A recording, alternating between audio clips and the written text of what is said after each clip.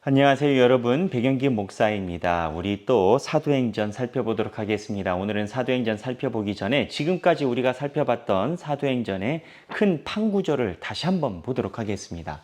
자, 1장부터 10장까지는 여러분 정리 한번 해놔 보셨죠? 1장에서부터 10장까지.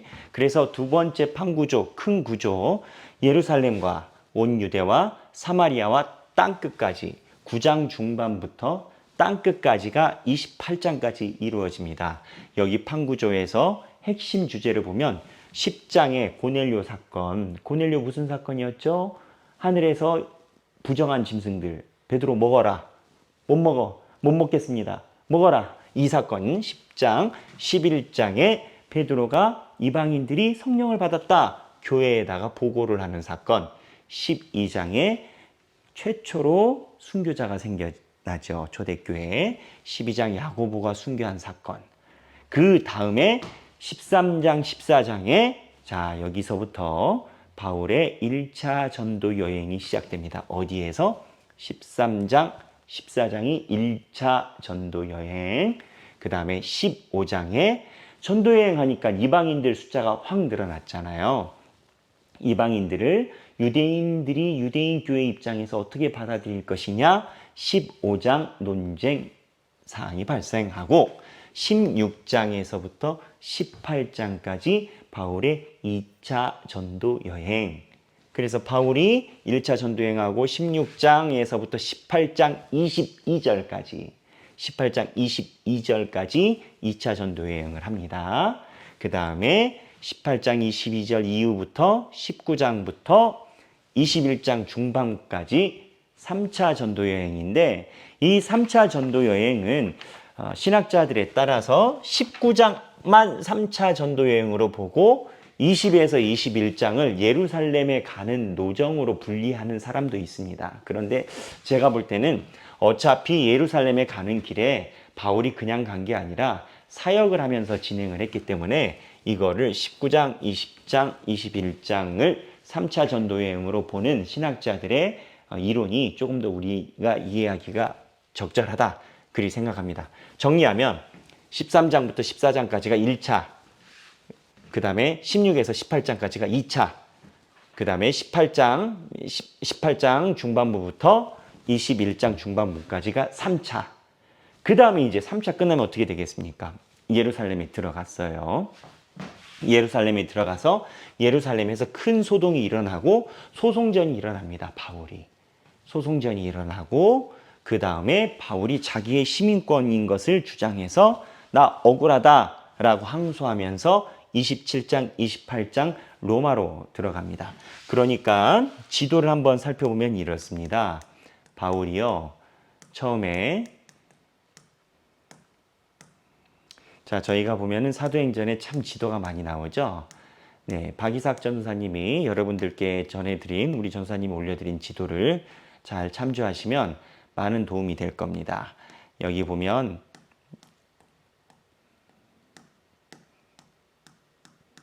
이 지도도 다시 한번 올려드리도록 하겠습니다. 큰 틀을 볼 때 이 지도도 도움이 되는데요. 여기 보면은 바울이 처음에 이게 1차인 것 같고요. 1차, 그 다음에 이게 2차, 바울의 2차 전도여행. 자, 보십시오. 처음에 바울이 1차, 그러니까 장수로 따지면 13장, 14장의 움직임 범위가 이 정도 됩니다. 13장, 14장, 1차. 그 다음에 2차 때 이만큼 바울이 움직였습니다. 그리고 3차 됐습니다. 3차 때 이만큼 바울이 움직였습니다.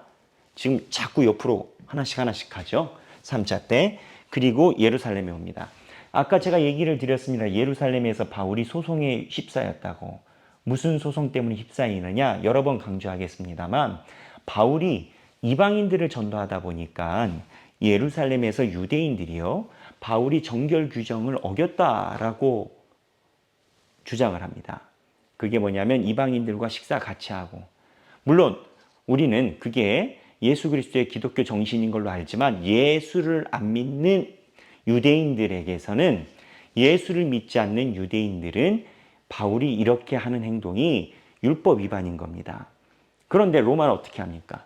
로마는 종교에 대해서 크게 관여하지 않아요. 핵심은 뭐냐면 소동이 일어나서 시끄럽다인 건 거예요. 근데 유대인들 사이에서 로마와의 핵심 포인트가 있습니다. 로마가요, 다른 민족들은 다 이거를 적용 안 했는데 유대인들에게는 이거를 적용했답니다. 유대인들에게는 자유로운 종교, 유일신만 섬길 수 있는 권한을 유대인들에게만 줬답니다. 그러니까 유대인들 입장에서는 우리가 유일신 하나님을 섬길 수 있는 권한을 가지고 있는데 바울은 우리랑 다르다. 그래서 우리가 가지고 있는 특권에 바울을 적용시키지 말아달라라고 유대인들이 항소를 한 겁니다. 다시 유대인들은요. 자, 유대인들은 여기다 적겠습니다. 그냥 종이가 있으니까. 로마 사람들은 여러 소수 민족이 있습니다. 그 중에 유대인이 있고요. 뭐 많은 게르만 민족도 있고 뭐 여러 민족도 있지 않겠습니까? 다른 민족이 있지 않겠습니까? 근데 다른 민족에게는 종교 특혜를 주지 않았습니다. 이 종교 특혜가 뭐냐? 성전에서 하나님을 섬기는 것. 그러니까 로마 사회에서는 유대인들이 신앙을 가질 수 있는 게 유대인들만 자기 종교를 유지할 수 있는 특권을 가지고 있었습니다.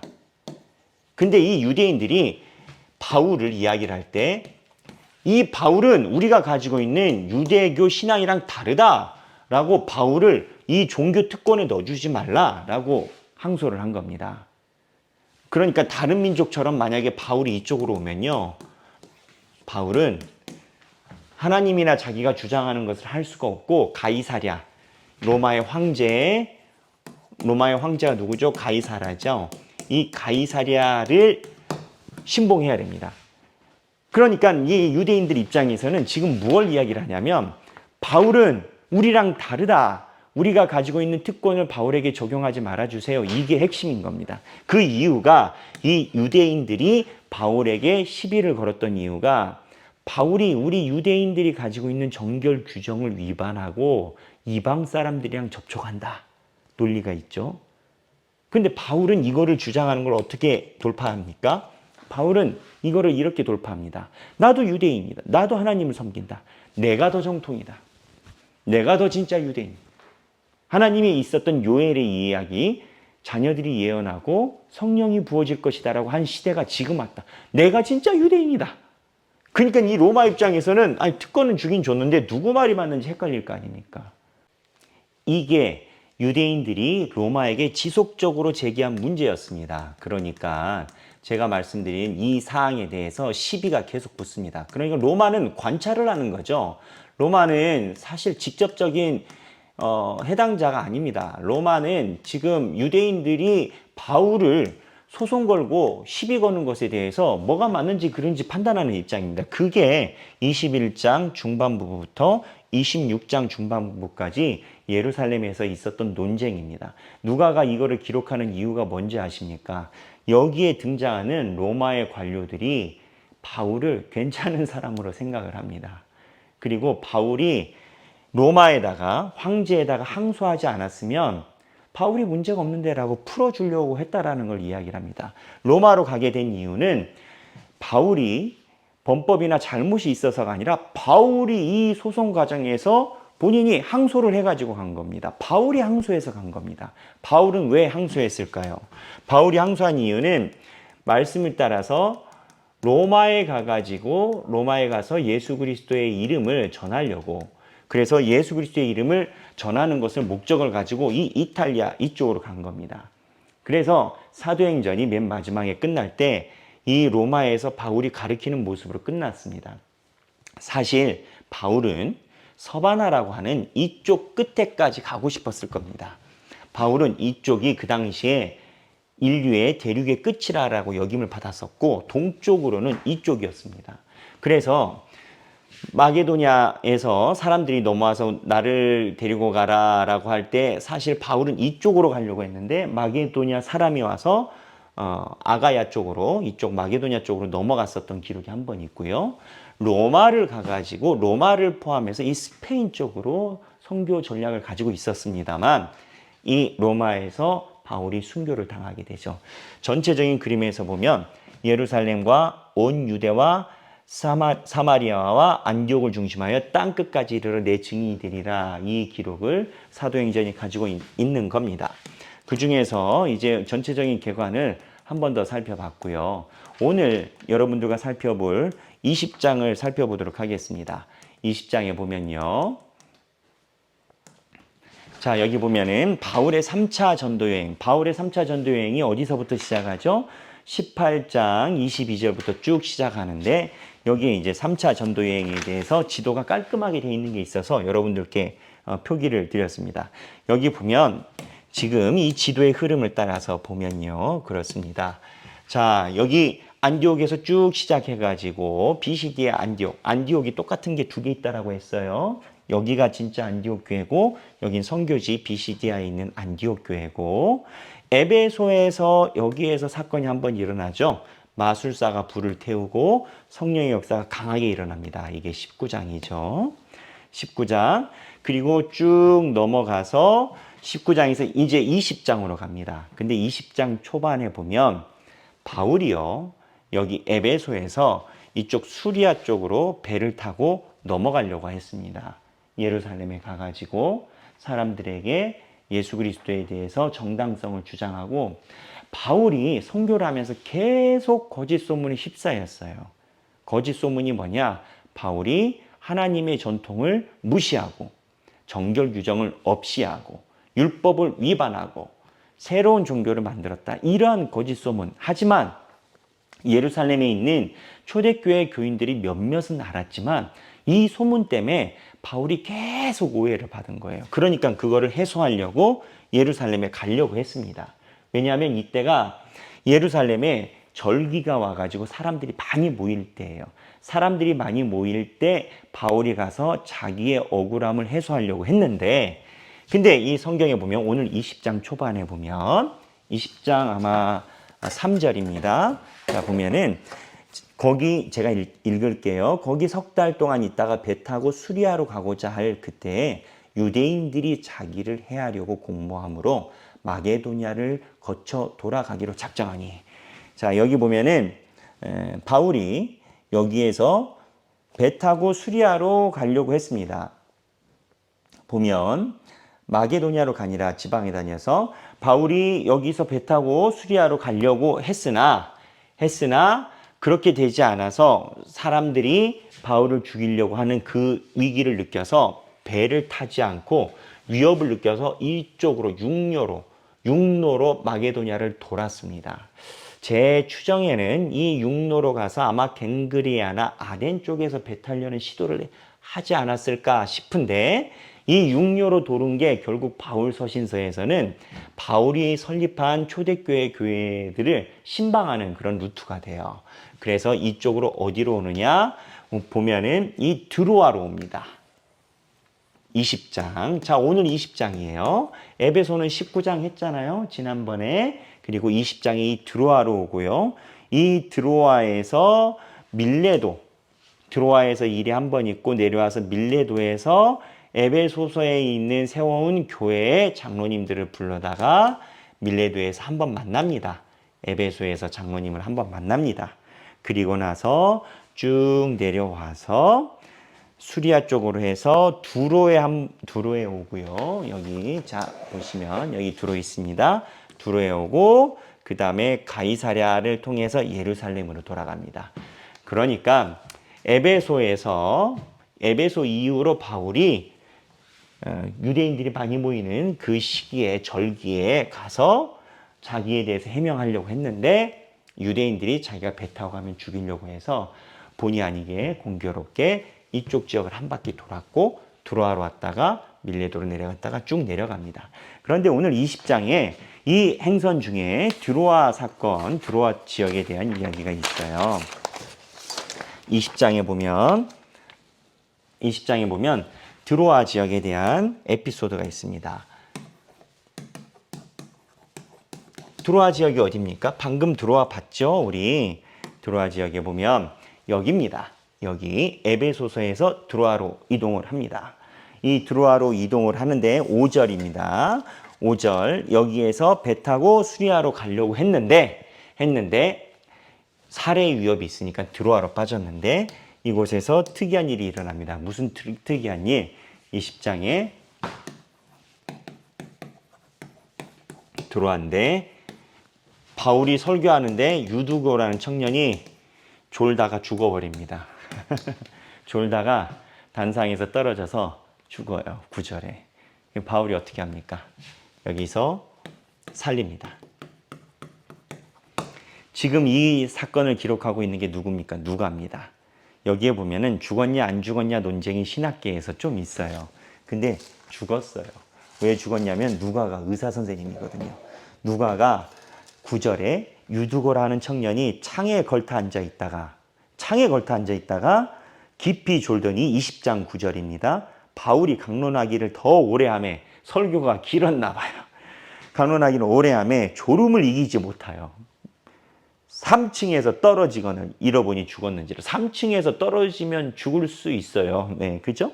죽었는지라. 이 죽었는지란 누가 본 거예요? 누가가 본 거예요. 누가는 의사 선생님이에요. 누가가 보니까 죽었다라는 거예요. 근데 10절 바울이 내려가서 그 위에 엎드려 그 몸을 안고 말하되 떠들지 말라 생명이 그에게 있다 하고 바울이 이야기한 겁니다. 그리고 바울이 기도해서 살아나요. 여러분 이 사건 생각할 일이 있습니다. 생각하기. 지금 바울이 설교하다 사람이 죽은 거예요. 설교하다 사람이 죽은 거예요. 좋은 일이에요? 나쁜 일이에요? 좋은 일이에요? 나쁜 일이에요? 그런데 이 생명을 바울이 살리고 나서 이 드로아 지역에서 어떻게 됐겠습니까? 오히려 좋지 않은 일이 하나님의 기적으로 드러납니다. 만약에 제가 설교가 길어져 가지고 한 분이 쓰러지셔서 별세하시면 하길교회가 어떻게 되겠습니까? 힘들어지겠죠. 그런데 하나님은 이러한 역사를 통해서 힘들어 보이는 일을 통해서 오히려 교회를 더 세우시더라. 드로아의 일입니다. 그 다음에 밀레도 사건 이야기가 나옵니다. 쭉 읽어보면 자, 밀레도가 어디입니까? 제가 얘기를 했죠. 이 드로아에 갔다가 한 바퀴 쭉 도세요. 짧게 나옵니다. 성경 잘 살펴보세요. 하다가 다시 예루살렘으로 가려는데 에베소로 안 가고 밀레도로 갑니다. 이 에베소에서 난리가 났었거든요. 왜? 아덴의 신상이다. 여기서 소위 우상 파는 사람들이 에베소에서 교회가 부흥하니까 바울을 위협을 해가지고 신상을 위협하고 무시한다. 위협해가지고 쫓겨난 거예요. 그러니까 이 밀레도에 내려와서 에베소 교회에서 부흥이 엄청났거든요. 고린도 교회에서도 부흥이 엄청났지만 여기서도 부흥이 엄청났지만 에베소 교회에서 그래서 이 밀레도로 내려가기 전에 에베소에 있는 섬기는 리더들을 내려오라고 합니다. 바울이 장로님들을 만나라는 거예요. 그래서 밀레도에서 에베소 장로님들을 미팅합니다. 장로님들을 미팅하는데 바울이 이때 이야기하는 장면이 있습니다. 굉장히 의미심장한 장면인데요. 20장 23절에서 보면 저도 성경을 볼게요. 여러분 보세요. 사도행전 20장 22절에 보면 바울이 이 장로님들을 만나서 이렇게 얘기를 해요. 나는 성령에 매여 예루살렘으로 가는데 22절입니다.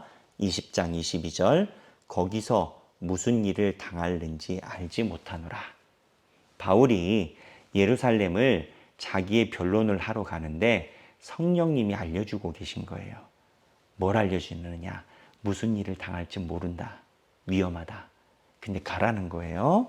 오직 성령이 각성해서 내게 증언하여 결박과 환난이 나를 기다린다 하시니 성령이 알려주는데 좋은 걸 알려주는 게 아니라 안 좋은 걸 알려주는 겁니다. 성령님이 십자가의 길이 있다라고 알려주는 거예요. 그랬더니 바울이 뭐라고 얘기하느냐? 24절에 내가 달려갈 길과 주 예수께 받은 사명 곧 하나님의 은혜의 복음을 증언하는 일을 마치려 하면은 나의 생명조차 조금 더 귀한 것으로 여기지 아니하노라. 예수님이 겟세마네 동산에서 십자가에 달리시기 전에 기도할 때 좋은 징조를 보셨습니까? 안 좋은 징조를 보셨습니까? 좋은 징조를 보셨으면 땀방울이 핏방울이 될 정도로 기도하셨을까요?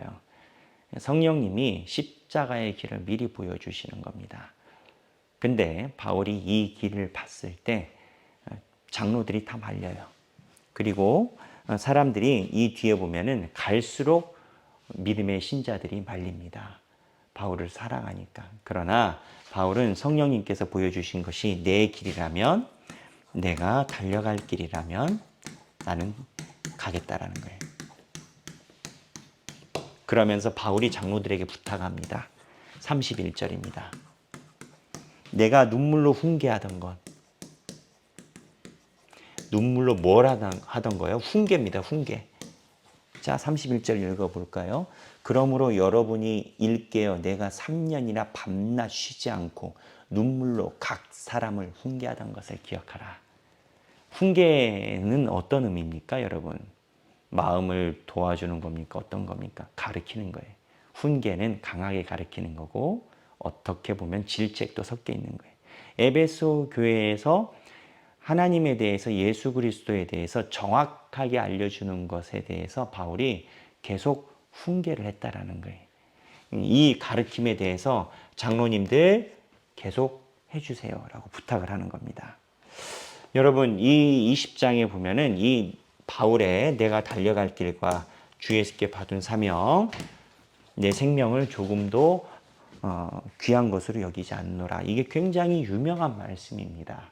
바울은 성령을 통하여 자기가 힘든 일, 죽음을 감수해야 될지도 모르는 그 상황에 접해 있습니다. 우리는 성령님이 인도하시면 나의 모든 것을 좋은 길로만 인도하신다라고 생각합니다. 그게 나쁘다라고 이야기할 수는 없지만 그 생각만 가지고 있으면 예수님이 성령님의 인도하심으로 인해 십자가에 달리신 일이 안 맞습니다. 십자가는 고통의 길이었으니까. 여러분, 우리도 마찬가지입니다. 우리도 기도할 때, 우리가 기도할 때 성령님이 우리에게 부담을 주실 때가 있습니다. 그때 우리도 바울처럼 내 생명을 조금 더 귀한 것으로 여기지 않는 하겔교회 성도들이 되시길 주님의 이름으로 축원합니다. 감사합니다.